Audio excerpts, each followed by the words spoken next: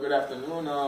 We are students of sports psychology in the University of Nuevo León in Monterrey, and we were here to talk about our situations that happened in a football game dealing with arousal and anxiety. So my name is Jesus Daniel Rendon Alvarado and my colleague Irwin Alexander Hernandez Luna. Okay, so we will begin the presentation.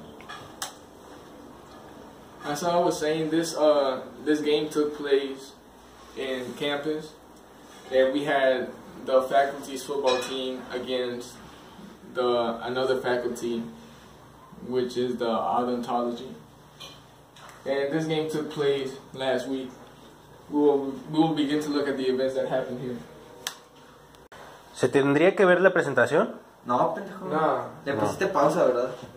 No, pendejo, le mandé una foto de mi verga a tu jefa. No, ¿Se puede poner pausa? Sí. Ahí viene pausa. Con más cortos. Our first situation was in the first quarter. It was a third and goal opportunity. The quarterback took the decision to make a pass play, but at the end he saw a space, open space to run toward the goal, and he decided to go to goal, but he didn't realize that there was a man chasing him behind him, and this man tackled him, and there was a fumble, and they lose the ball. Okay, so in this play, what my colleague and I, what we saw is that the quarterback had a little bit too much arousal when he saw the wide open field, but he didn't perceive of the man that was behind him because of his anxiety and his arousal to score, right? If the quarterback could have took his time to settle down his anxiety, he could have seen an open receiver on the other side of the field.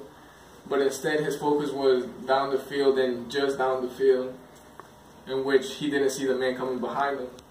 So this lack of concentration is what caused him to lose the ball.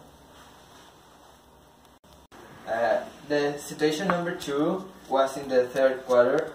There was a second and eight play. We went to focus on the receiver. The receiver going to catch the ball because there was a miscoverage at the defense, so he was alone and there was no one else around him. And he saw the ball and he got a little anxious and he didn't catch the ball. So this the effect of this was that his team didn't make a first and goal. And a touchdown. Touchdown.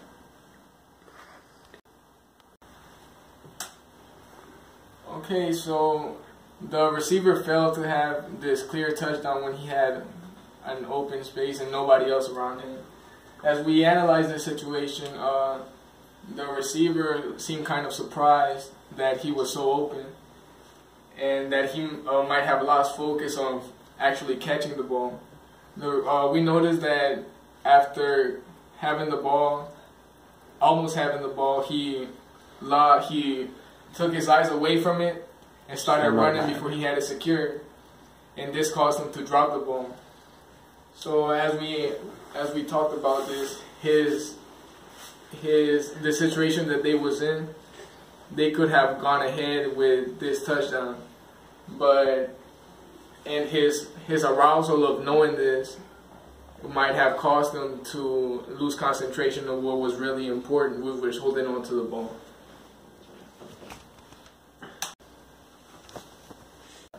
Our next situation is the third one. We secured the fourth quarter. It was a first and goal opportunity, and we need to focus on the head coach. The home team made a big play of 30 yards, and they were almost made a touchdown. So the head coach sent the heavy offensive to the field, but there was a confusion in the play, and they did it wrong. They executed wrong, So there was a fumble and they lose the ball. Okay, see, so in this third example, we took a different look and we was more focused on what was going on in the sidelines. After this big play that was more than 30 yards, everybody on the bench seemed to be routed up, and they were in this really high arousal state. This also produces state anxiety at very high levels, being of the situation that they was in, and everybody in the stadium was feeling very motivated, being that it was the home team. So this all transferred to the bench, and more specifically the coach. The coach seemed very urged to call this play, as he didn't even think about calling it. And this translated to the players increasing their arousal. This arousal may have caused the lack of concentration when they were on the field, and which all caused a bad execution of the play that was called, when they could have easily scored. ¿Lo paraste? At the end of the game, it all came down to that last play, to that good play call but bad execution, in which the other team got the ball back and managed to score the field goal. So we realized that even though arousal can be really good and can be a huge motivation factor, it could also lead to making bad, hurried decisions, such as we saw in these three situations. This was basically our three examples that we had prepared, and that will be our part in the project. Thank you. Thank you.